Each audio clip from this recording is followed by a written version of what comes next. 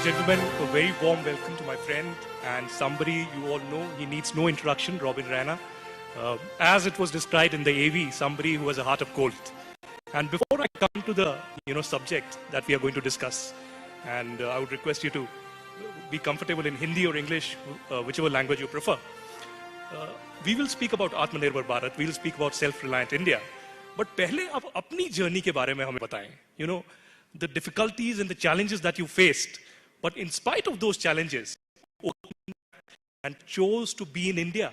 From the United States, you come back to India, positioned yourself, not just as a business leader who has achieved so much, but as someone who is a compassionate leader. We saw your charity work. So how did this journey really begin? देखिए, मैं हमेशा ये बोलता हूँ कि मेरे पास एक US passport है वैसे, मगर अगर आप मेरा पासपोर्ट यहाँ पे देखेंगे तो वो हिंदुस्तान का पासपोर्ट है। मैं दिल से हिंदुस्तानी हूँ, बहुत प्राउड हिंदुस्तानी हूँ, बहुत पेट्रियाटिक हूँ इंडिया के बारे में। और देखिए, बिजनेस तो सभी करते हैं, पैसा सभी बनाते हैं, मुझे उसमें कोई बड़ी अचीवमेंट नहीं लगती है।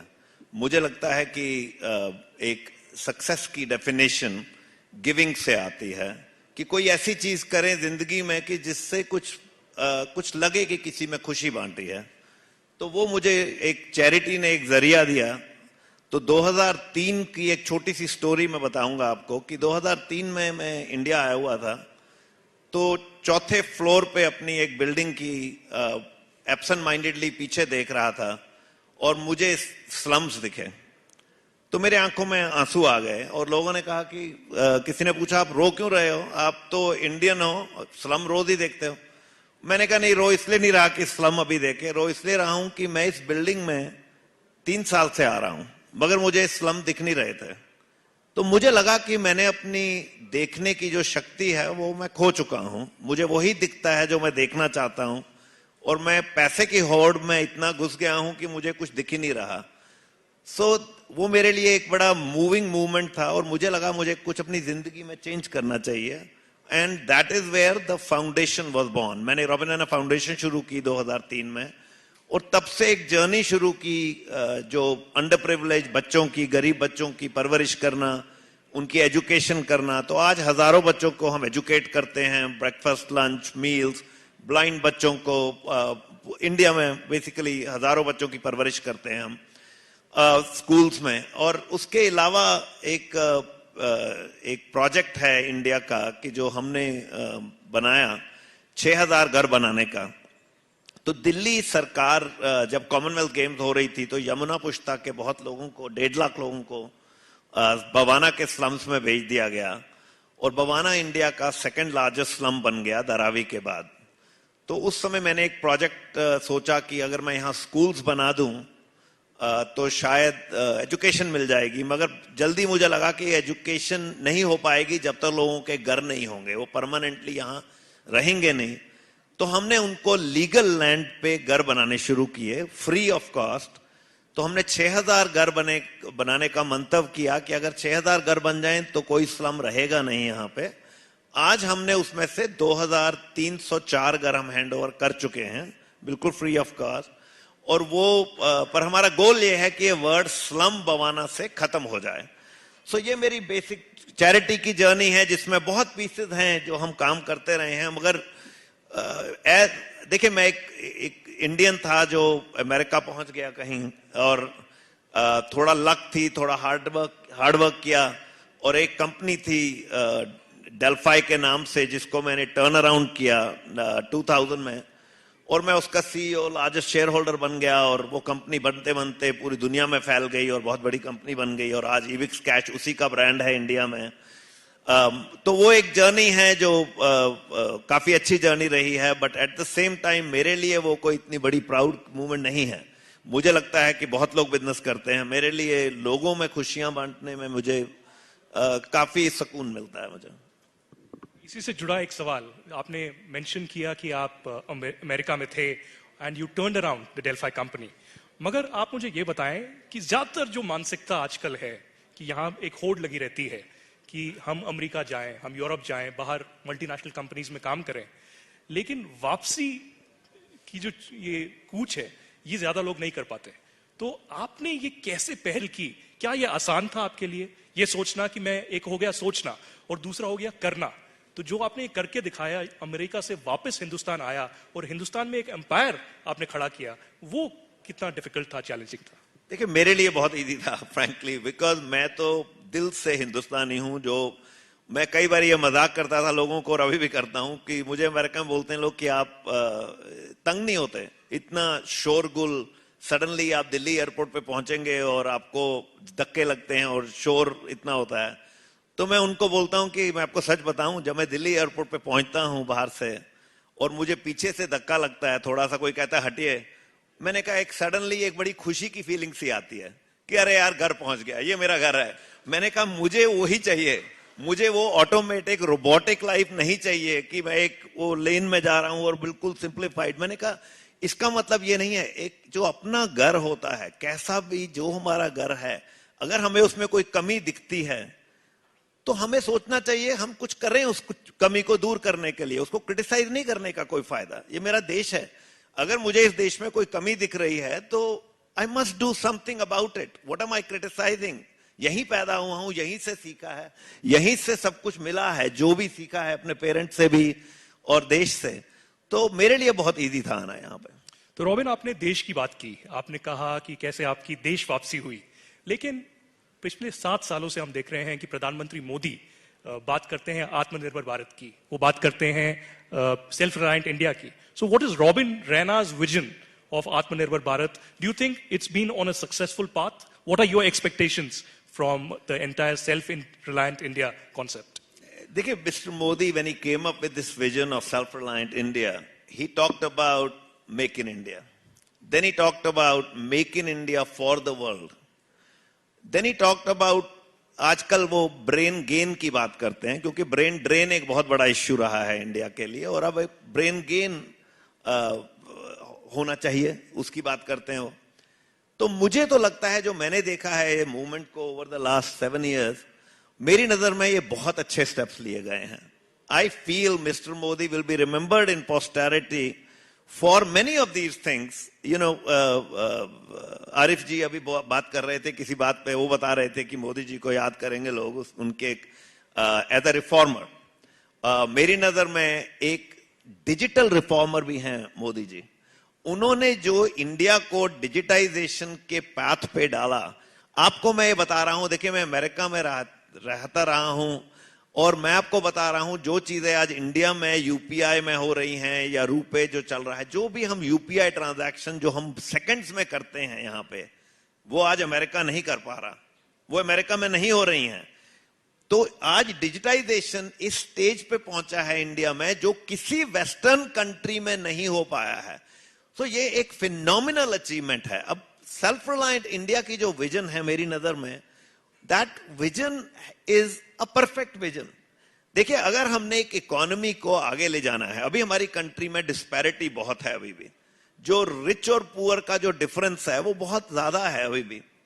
अगर वो हमें खत्म करना है तो देखिए, ट्रिकल डाउन इकोनॉमिक्स नहीं चलेगा कि हम सोचेंगे कि ऊपर से हम इंडस्ट्री बना देंगे और आहिस्ता आहिस्ता नीचे कुछ होता रहेगा, वो नहीं होगा।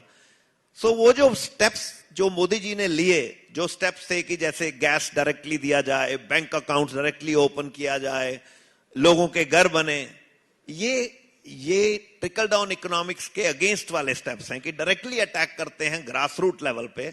तो मेरी नजर में ये बहुत इंपॉर्टेंट स्टेप्स थे सेल्फ रिलायंट इंडिया के, बेसिक स्टेप के। अब सेल्फ रिलायंट इंडिया की डेफिनेशन ये भी है कि हमें अपने देश में प्रोडक्शन ऐसी करनी है कि हम अपने ही देशवासियों के लिए सब कुछ बना पाए, हम इंपोर्ट्स पे डिपेंडेंसी कम हो ना।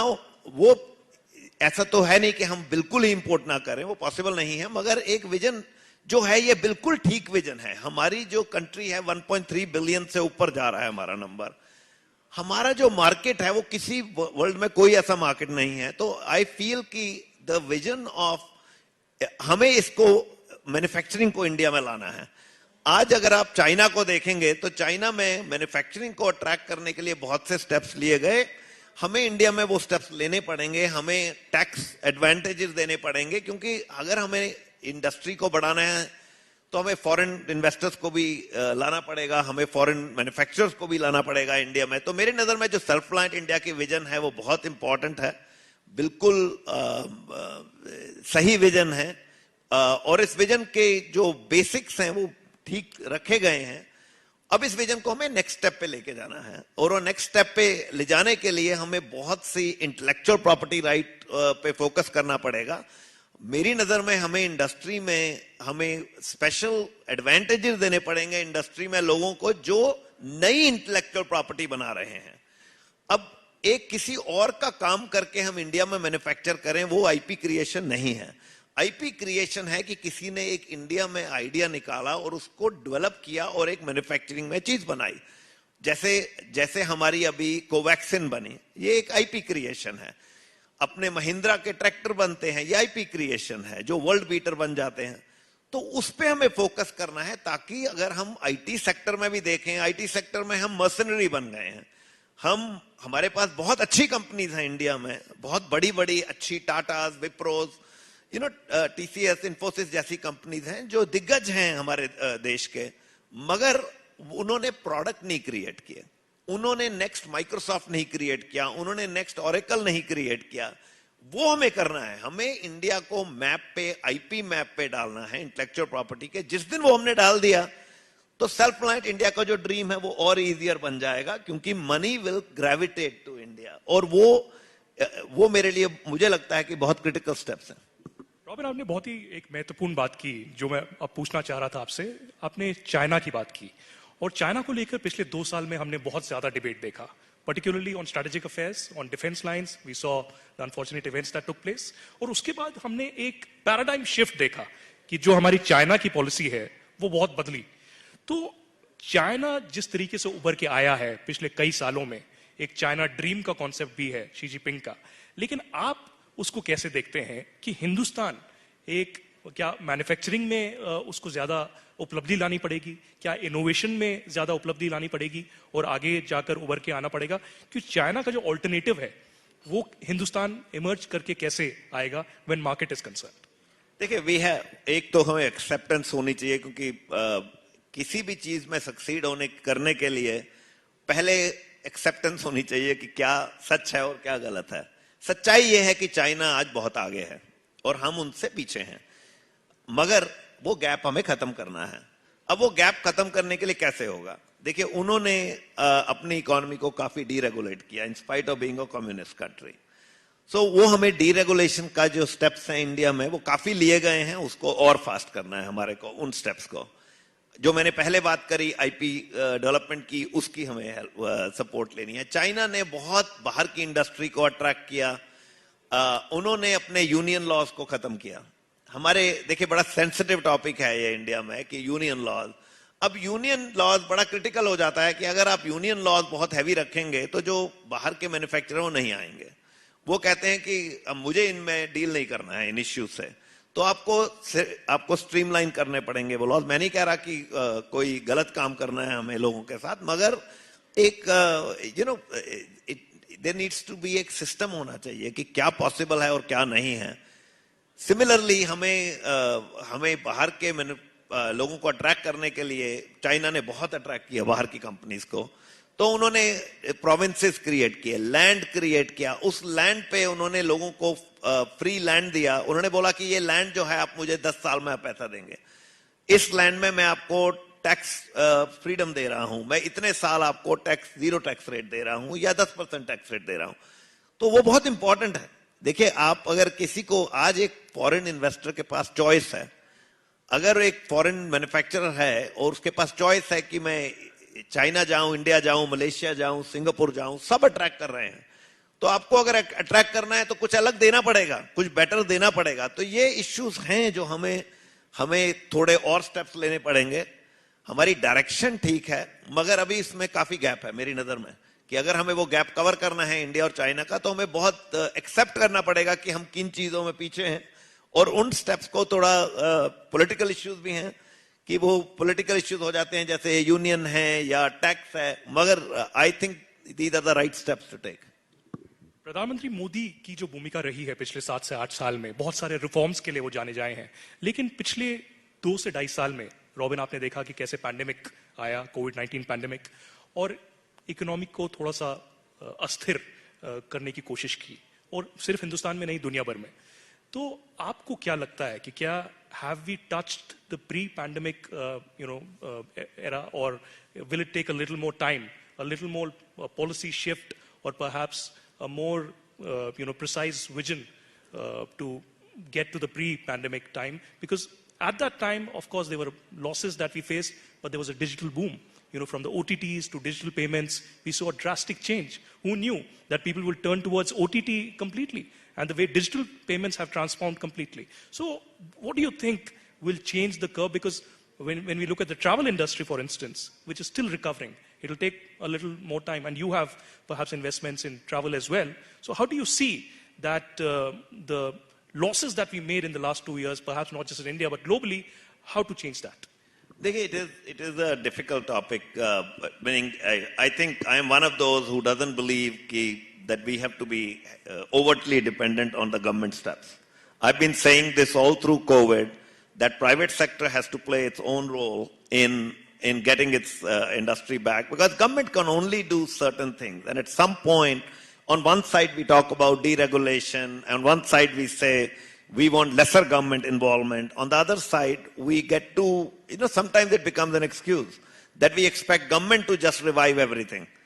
I feel that at this point, look, COVID is becoming a thing of the past with each passing day. And in touch wood, things are improving. Travel sector is coming roaring back. You talk about travel sector, there's revenge tourism. Domestic tourism is booming right now. International tourism, as airports are opening up, is booming again. So travel is coming back in a big way, and the related industries to travel are coming back in a big way. Now, the whole sector of digitization, I don't think it's a reversible process. That's an irreversible process. India will keep booming in the digitization world. There is one prime reason for it. The prime reason for it is we got 1.3 billion people, and a lot of those people are untouched still by digitization. As we bring them into the digital economy, we're going to keep showing more growth, and we are going to show way more growth than America or the European markets and stuff like that. And sometimes there's this talk of BRIC nations, Brazil, Russia, India, and China. To me, it is more of a race between India and China now, rather than Brazil. While Brazil has a lot of natural resources and so on, but it is not anywhere in the paradigm with respect to where India has gone. India has moved so fast forward in the digitization era, and there is a lot of steps that have been taken to try and gravitate industry here. Brazil has union laws that don't really attract investors from abroad and so on. So having said that, I actually believe that, look, can government do more? Sure. Meaning I can go into specifics like in the travel industry, what they can do and so on. But I also believe that it will ultimately come down to the industry. We as ourselves need to realize, look, COVID is a thing of the past. We need to first of all I think COVID also taught us a lesson. One of the lessons that COVID taught a businessman is that, look, you need to stand on your own feet. You need a business where your selling price is a lot more than the cost price. Now, I'll tell you, this sounds very simple, but a lot of people don't follow that. They think if I keep losing money, but I can grow my business, then it's a good business. Well, of course, if you keep losing money, you'll grow your business. Because if I stand outside this hotel and I say, I'll give you a free room, how many people will come and stay in this hotel? I think all of Delhi will be wanting to stay here because it's free. And I don't know why that is good business. COVID taught us that if you're going to do that business in that manner, you will, at some point, cash will burn out and you'll be dead. And a lot of companies started dying. And I think we should learn from that and realize, okay, we got a big hiccup. Let's focus on real businesses. Let's focus on real profitability, because that's at the core of business. If you're going to have a real profitable business, then you will have real employment. You will create sustainable employment for your employees. You'll create an ecosystem right? Which will feed into your partners, your customers, your clients, your employees, right? Your investors, everybody will feed into it.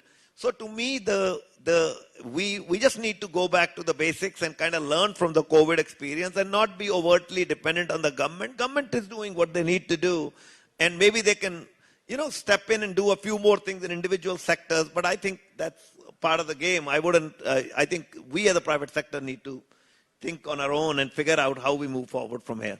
Well, sure. It's been a learning experience, a learning curve for all of us, not just the government. And, it's been a fluid situation all through. But Robin, another important aspect has been the debate raging around the $5 trillion economy. And the chief economic advisor just a couple of days ago spoke about how India will achieve the same by 26, 27. What is your vision? And do you think there are still impediments? Because when we go outside and we look at the media, there's been a raging debate. The opposition has been criticizing the government. The budget has been criticized. We've seen, the several economists also speaking about it. But the global indicators suggest that the economy, perhaps to a certain level, could be on a recovery path. So how do you see these impediments and roadblocks in the years ahead? And is India in a position to achieve that in the next 3 to 4 years? Look, whether India is definitely on the right path. Now, whether that happens in 26, 27 or a little bit later, it's hard for me to honestly comment on. But will we achieve a 5 trillion economy number? I'm absolutely confident we will. Meaning it is more a matter of when rather than whether it will happen. I think impediments, when you look at the impediments, of course there are impediments. First of all, we're facing a very difficult time today across the world. This is not only due to India, meaning inflation has set in. Even whether it is America or whether it is any country in the world, they're facing huge high levels of inflation. The Ukraine war has created a crisis by itself, meaning it's a oil, because the whole world is linked to oil, right? And that by itself creates natural inflation across the world. So there are some natural inflationary pressures that have happened all across the world. But, to me, those are transcendental. Those are ephemeral. These things will all pass. This is part of life. You pass through ups and downs, and this is what we are seeing right now. But overall, where I see India headed, look, we got the youngest society in the world. When we look at our education levels actually are very high. On one side, we have a lot of people who are not educated, but then when you look at just the educated people, that by itself is larger than the size of the population of America, right? And so because we're a very young and hungry society, that's why the raw material is fantastic in our country. And from there onwards, I feel the government steps or the policies that are there are targeted at driving the country forward. That's at least how I feel about where we are headed. Now, can we achieve 5 trillion in 26, 27? I'm not so sure. Maybe it will be 1 year ahead, right? Or 2 years ahead. I don't know that. I would leave that to the chief economist to comment on, but I am a big believer that India is going to get there. And the impediments are very, are ephemeral. They're all going to pass. I have 2 more quick questions that I just added. One is, of course, since you spoke about the 5 trillion economy, it just came to my mind, and you touched upon Ukraine. India over the last few years has been taking independent position on several key issues. How do you see that? As a business leader, as a global leader, and someone who the young entrepreneurs look up to. How do you see India taking an independent position at a time when the world is divided? At a time when there's a new international order that is emerging? At a time when the West, with their information warfare, it's almost as if Ukraine has won the war and Ukraine has touched Moscow, and anytime they could be unfurling their own flag. That's the power of information warfare. But how do you see India positioning itself, taking an independent position, and having that Atmanirbhar Bharat concept that India first? Be it policy, foreign policy, or a business policy, India will be first. Look, to me, it is a sign of the emergence of India as a future superpower, right? With each passing day, India is becoming a superpower. When you are a superpower, You take your own stances. You don't follow just what Russia will tell you or what America will tell you, right? That's a sign of a superpower. Doesn't America do that? Doesn't America take their own thinking on one side, sometimes being in Afghanistan and then going and putting up a Iraq war and taking diverse stances on diverse topics, because they do that sometimes because it suits their oil interests. Sometimes it suits the national interests of America because of whatever reason they feel, right? And they have a right to do that as a country. And I don't see any reason why India shouldn't be thinking of its rights. For example, the Indian effort to, for example, buy oil from Russia, without paying dollars, was a phenomenal step. Why wouldn't the country do it? Why wouldn't we do something that will benefit our people? Now, having said that, it's not that India has taken steps saying, look, I am closing my eyes to human rights violations. I don't think India has ever done that. What India is saying is, look, I am not going to support something just because friend country A tells me just be on my side. Or the opposite country B tells me I'm a superpower and I am your friend, be on my side. I don't see why India needs to do that, right? The idea behind the whole process of trying to be, you have to take your own stances. And as a country, this is what I genuinely feel over the last 7 years India has achieved. That today, while India has taken such independent stances, it is not that you can find a big leader from the Western world come out and criticize India. They're not still criticizing India. If they want to criticize, they're doing it in hushed ways.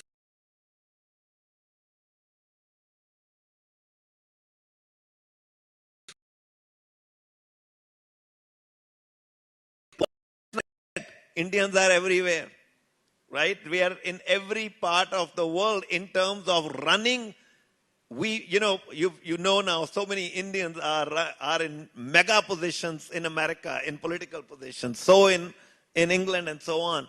So it's going to, the thinking process is continuing to evolve. And from an Indian perspective, I actually feel very proud of it, that we are finally learning.